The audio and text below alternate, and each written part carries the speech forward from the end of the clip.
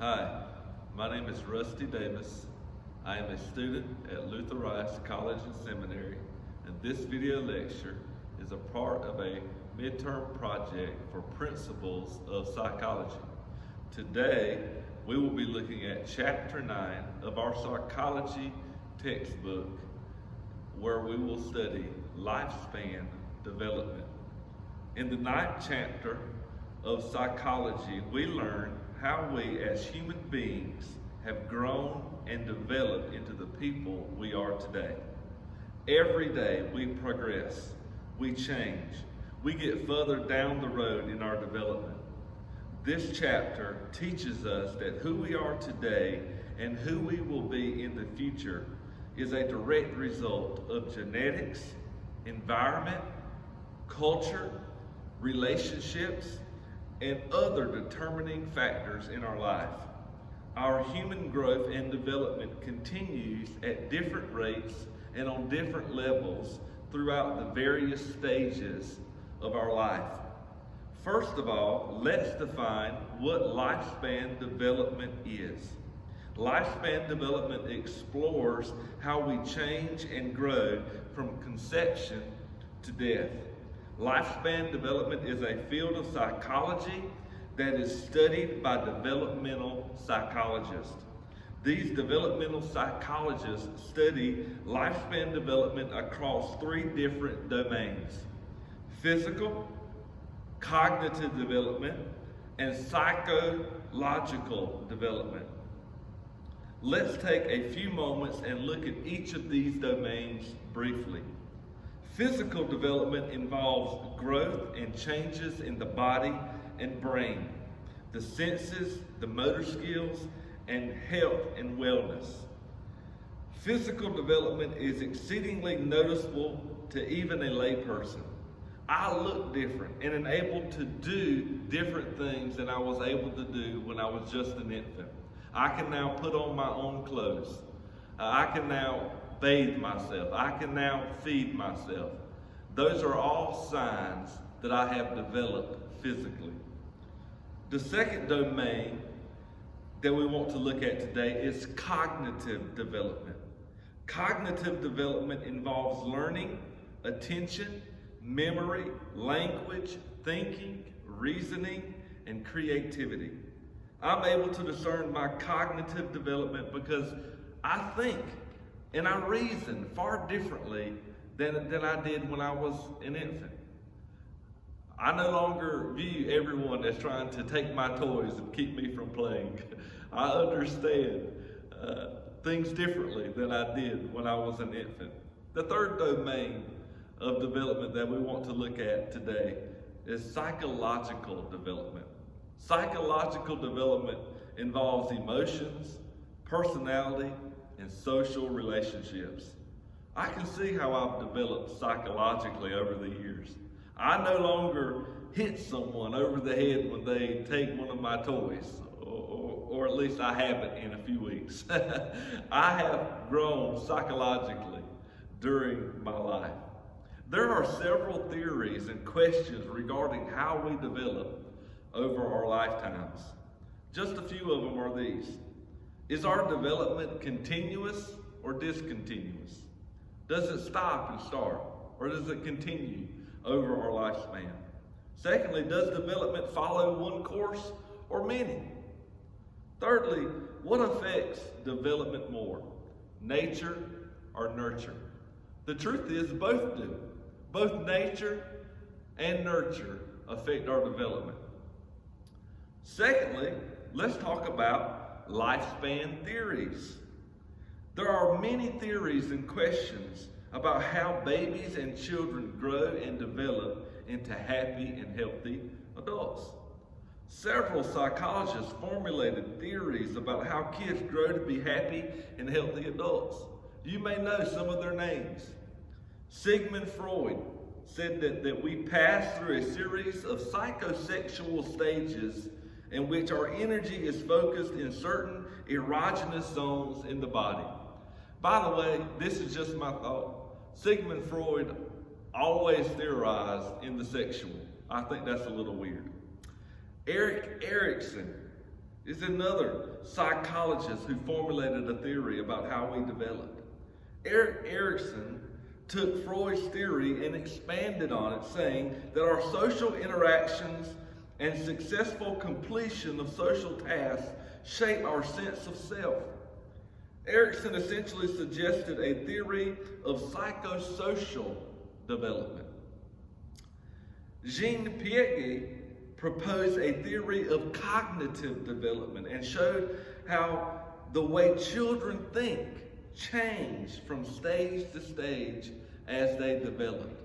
I believe Mr. Jean was on to something there. Lawrence Kohlberg turned his attention to moral development.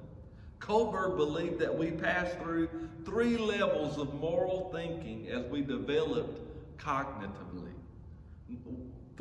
These three are this. Number 1, pre-conventional morality. Number 2, conventional morality. And you guessed it, number 3, post-conventional morality. Thirdly, let's talk about, for a few moments, the various stages of development that we go through in our lifespan from conception to death. There are several stages of development that all of us go through between conception and the time we die. Number 1, prenatal development. This is the stage of life that we pass through while we're still in our mother's womb. During prenatal development, we go through 3 sub-stages. Number 1, germinal stage, which is the first 1 to 2 weeks after our conception. Number 2, embryonic stage, which is the next 3 to 8 weeks after our conception. And the final sub-stage of our prenatal development is the fetal stage, which lasts between 9 weeks to 40 weeks. We are influenced, and our development is vastly determined in the prenatal developmental stage. A couple of the influencers of the prenatal development stage are prenatal care and teratogen. Prenatal care is medical care during the pregnancy that monitors the health of both the mother and the child. I remember when my children were still in my wife's womb, we would go and have prenatal care at the doctor's office. We would go every month, and then as we got closer and closer to the time our babies were born, we went more often, maybe even every week. Prenatal care is vital, and it is a great influencer in that prenatal developmental stage. Secondly, teratogen. Teratogen is any environmental agent, biological, chemical, or physical, that causes damage to a developing embryo or fetus. So whereas prenatal care is a good influencer, teratogen can be a bad influencer. Certain teratogens are crack cocaine, heroin, alcohol. All of these things can be a detriment, can influence the child in a negative way in that prenatal developmental stage. The second stage of our lifespan that I want to look at today is infancy through childhood. The second stage of development begins at birth and extends through our childhood. During this stage, our physical, cognitive, and psychosocial skills grow tremendously. There are many influences during this stage of development: genetics, environment, diet, the amount of play that we have, and our parents. Each of these influencers play a major role in the development of a child. A child who is brought up with both parents in the home will develop differently than a child who is brought up with one parent in the home or no parents in the home. These things play a great role in how we develop into adulthood. For instance, a child who never is loved, who never experiences what it is to be hugged and embraced and encouraged in their childhood will grow up very differently than a child who experiences a lot of love in their home. And so these influencers play a vital role in how an infant develops through their childhood and who they become as an adult. The third stage of our development that I want to look at today is adolescence. Adolescence is an extended period of time between childhood and adulthood. It begins at puberty and it ends at emerging adulthood. Now, for the record, there's probably a lot of people who have an extended period of adolescence. They really shouldn't be adults, but they're still too immature to be adults. For boys, adolescence begins between the ages of 10 and 16 years old. For girls, this period begins slightly earlier, between the ages of 8 and 13 years old. Early adulthood begins somewhere between the ages of 18 and 24 years old. And so we see that adolescence can last anywhere from ages 8 to 10 to 18 to 24 years old. Adolescence is an extended period of time between childhood and adulthood.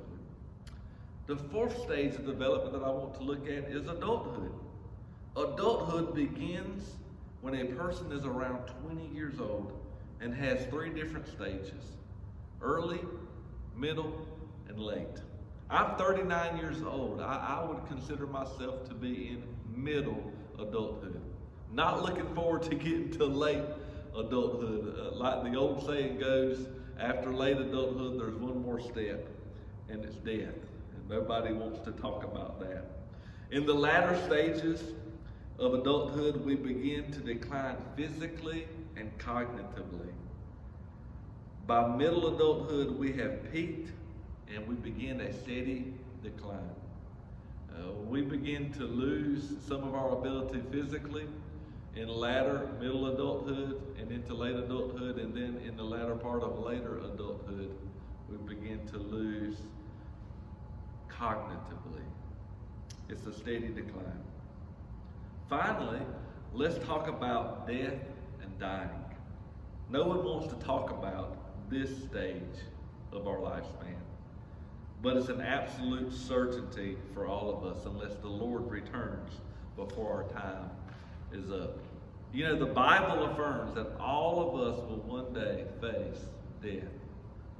In Hebrews chapter 9 and verse 27, the writer of Hebrews said, "It is appointed unto men once to die, and then comes the judgment." We're going to die one day. I heard of a recent study where the surveyors found that 10 out of 10 people die. It's the truth. We all will experience death one day unless the Lord returns. Death marks the end of our lifespan. You know, our culture and our individual backgrounds influence how we view death. I am looking forward to when I pass from this side of eternity to the other, but I am not looking forward to how I pass from this side of eternity to the other. In other words, I'm looking forward to the dying, just not how I do the dying. From the cradle to the grave, we are evolving and progressing. Life really is an adventure with many ups and with many downs, with many twists and many turns, and we get to experience them all. Over our lifetime, we're continuously progressing. We're continuously changing. We're heading towards the point. One day, we're going to experience death. And I pray that when that time comes, we all know where we're headed after we experience that death. Because as the Bible clearly affirms, that death is coming for every man. And once death comes, a judgment is coming soon after. I want to be able to stand before Jesus, and I'm grateful to God that 12 years ago, that was settled for me. Sitting in a blue recliner chair, I gave my heart and life to Jesus Christ and was gloriously saved. Now I know that when I die, I'm going to pass from this side of eternity to a glorious state of eternity in glory, in heaven, where I'm going to spend eternity with Jesus Christ my Lord. I pray that you know when you die, you'll be headed to the same place. I hope that this lecture has been beneficial to you. I pray that you have a blessed eternity and a blessed rest of principles of psychology.